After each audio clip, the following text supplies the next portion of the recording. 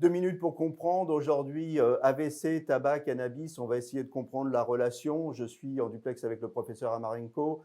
Professeur Amarenko, vous êtes chef du service AVC à l'hôpital Bichat. Alors, quels sont les mécanismes?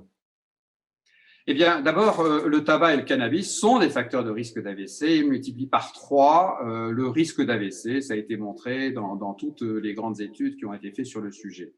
Euh, le tabac, lui, il agit un peu comme de la rouille, c'est-à-dire que à l'intérieur des artères, qui sont comme un tuyau, il y a une fine membrane qui tapisse la paroi des artères.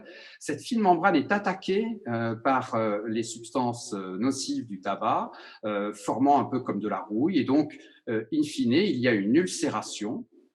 Cette ulcération, comme un aft dans la bouche ou sur les gencives, eh bien cette ulcération, dessus, il se forme un caillot avec voilà, une thrombose, et ce caillot peut partir dans la circulation et boucher une artère cérébrale.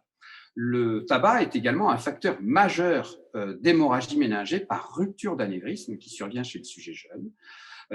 Et ça multiplie par 10 le risque d'hémorragie méningée. C'est un facteur majeur. Enfin, le cannabis, contrairement à ce qu'on croit, ce n'est pas une drogue dite récréative, mais c'est une drogue qui est nocive pour les artères cérébrales, notamment les artères cérébrales intracrâniennes, car elle cause ce qu'on appelle une vasoconstriction des artères et, in fine, un AVC. Quand un patient jeune de moins de 60 ans arrive dans mon service, on lui dose systématiquement dans les urines le cannabis parce que c'est une cause d'AVC. Hein, c'est une cause de plus en plus fréquente.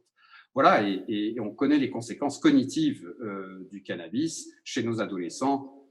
Il n'y a rien de plus à dire.